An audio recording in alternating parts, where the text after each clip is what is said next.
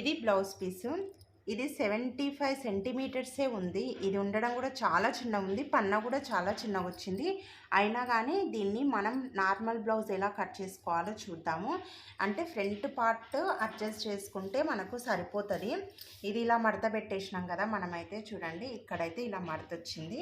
మడత పెట్టిన తర్వాత ఈ మడత సైడుకు గుర్తులు పెట్టుకుందాము. అయితే ఇక్కడ ఫస్ట్ మనం హైట్ చూసుకుందాం. హైట్ వచ్చేసరికి 14.5 ఇంచులు. ఇది హైట్ కూడా పెద్ద సైజ్ బ్లౌజే, ఇది ఎక్కువనే ఉంది చూడండి. 14.5 ఇంచులు. 14.5 ఇంచుల దగ్గర ఒకటి లైన్ గీయండి. ఇక్కడ గీసిన తర్వాత మళ్ళీ ఇప్పుడు షోల్డర్ చూసుకుందాం. ఈ మడత దగ్గర నుంచి ఇక్కడికి 5.5 ఇంచులు. ఇది నార్మల్ కటింగ్ అండి. ఈ కటింగు 5.5 ఇంచులు. ఇక్కడ ఈ 5.5 ఇంచుల దగ్గర నుండి మళ్ళీ 6 ఇంచుల దగ్గర ఒక మార్కు చేయండి. ఇది 36 సైజ్ బ్లౌజ్. ఇది చెస్ట్ లూజు. ఆ కొలత ఇప్పుడు చెప్పేది ఇదిగోండి. ఇక్కడ మనం 6 ఇంచుల వరకు మార్క్ చేసుకున్నాం కదా. ఇప్పుడు దీని సూటిగా ఇలా టేపునైతే మడత దగ్గర నుంచి ఇక్కడికి పెట్టాలి. పెట్టిన తర్వాత 36 ఇంచుల్లో మనకు 4వ భాగము 9 ఇంచులు వస్తుంది. ఈ 9 ఇంచుల దగ్గర ఒక మార్క్ అయితే చేసుకోవాలి. ఈ మడత దగ్గర నుంచి అక్కడికి 9 ఇంచుల దగ్గర ఒక మార్క్ అయితే గీయండి. గీసిన తర్వాత మళ్ళీ 2 ఇంచులు ఖర్చులోకి తీసుకోండి. 1.5 ఇంచ్ అయినా పర్లేదు, 2 ఇంచులు. ఇదిగోండి, ఇది 2 ఇంచులు. మళ్ళీ మనకు 1 ఇంచు వెనుక బ్యాక్ డాట్స్ కోసం కావాలి కాబట్టి టక్స్ కోసం, దానికోసం 1 ఇంచు. ఇప్పుడు దీన్ని కిందికి ఇలా ఒక లైన్ అయితే కొద్దిగా ఇలా క్రాస్. ఇప్పుడు ఈ మూల దగ్గర 1 ఇంచు దగ్గర ఇదిగోండి, ఈ మూల నుంచి 1 ఇంచ్ దగ్గరికి ఇలా క్రాస్గా అయితే లైన్ గీసుకోవాలి. గీసుకున్న తర్వాత ఇక్కడి నుంచి ఇక్కడికి 6 ఇంచులు తీసుకున్నాం కదా.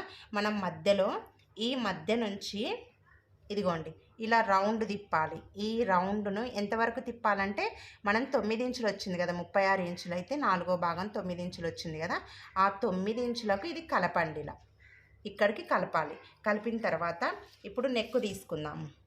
నెక్ ఇది మొత్తం మనము షోల్డర్ వచ్చి 5.5, అయితే మనకు నెక్ వచ్చేసి 2.5 తీసుకోవాలి. అంటే కుట్లలోకి మొత్తం కలిపి 2.5 తీసుకోవాలి మనం. ఇక్కడ తీసుకున్న తర్వాత ఈ 2.5 నుంచి కిందికి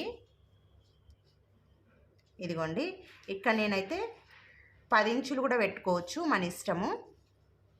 నేను ఇక్కడ 9.5 ఇంచులు పెట్టుకుంటున్నా. కుట్టేసరికి 10 ఇంచులు అవుతుంది. అందుకనే 9.5 దగ్గర ఒక మార్క్ అయితే చేసుకుంటున్నా, ఇక్కడ నుండి ఇక్కడికి. అయితే ఇప్పుడు నెక్ డీపు ఇక్కడ 9.5 ఇంచుల దగ్గర మార్క్ చేసిన కదా. అయితే ఇక్కడ వెడల్పు నేను ఇక్కడ 2.5 తీసుకున్నా. ఇక్కడ 2.5 తీసుకున్నా. ఈ కిందికి వచ్చేసరికి 3 ఇంచులు తీసుకుంటా, ఎందుకంటే కింద కొద్దిగా వెడల్పైన పర్లేదు. ఇదిగోండి, ఇది 3 ఇంచులు. ఈ 3 ఇంచుల దగ్గరికి ఇలా లైన్ అయితే మార్క్ చేసి ఇప్పుడు ఈ 2.5 దగ్గర నుంచి ఈ 3 ఇంచుల దగ్గరికి కలపాలి. ఇలా క్రాస్గా వస్తుంది. ఏమవుతుందంటే ఇక్కడ మనకు వెడల్పు వస్తుంది కదా, ఈ వెడల్పుని మనం ఇలా రౌండ్ చేసుకోవచ్చు అనమాట. అప్పుడు వెనక షేప్ అనేది మంచిగా కనిపిస్తుంది. ఇదిగోండి, ఇంతే అండి. బ్యాక్ అయితే ఇది 36 చెస్ట్ లూజ్ సైజు. సింపుల్గా ఈజీగా ఇలా మార్క్ చేసుకోవచ్చు. ఇప్పుడు కట్ చేస్తున్నా. నెక్ నుంచి ఇలా కట్ చేసుకోవాలి. నెక్ అయితే మనకు కింద వెడల్పు వస్తుంది, పైకి వచ్చేసరికి కరెక్ట్ షోల్డర్ దగ్గర కూర్చుంటుందండి. ఇదైతే ఈ సైజ్ అయితే 34 చెస్ట్ లూజ్ ఉన్న వాళ్ళకి వస్తుంది, 32 చెస్ట్ లూజ్ అంటే ఇక్కడ ఈ ఇంచెస్లో ఇక్కడ 9 ఇంచెస్ ఉంది కదా, కాకపోతే ఇక్కడ తేడా వస్తుంది. ఈ మార్కులన్నీ సేమ్ వస్తాయి అన్నమాట.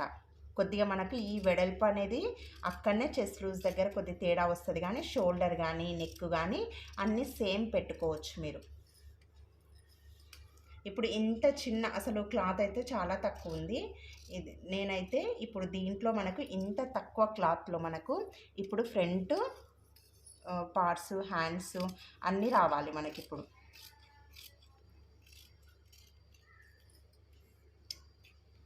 ఇదైతే ఇది నార్మల్గా ఇది కొలతలతో కుట్టుకునేదండి, బ్లౌజ్ లేకుండా మనము కొలతలతో అయితే ఇలా కుట్టుకోవచ్చు.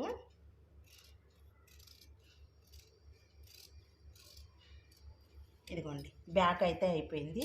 అయిపోయిన తర్వాత ఇదిగో చూడండి మనకు బ్యాక్ అయితే ఇట్లా కట్ చేసుకున్నాం. ఇప్పుడు ఈ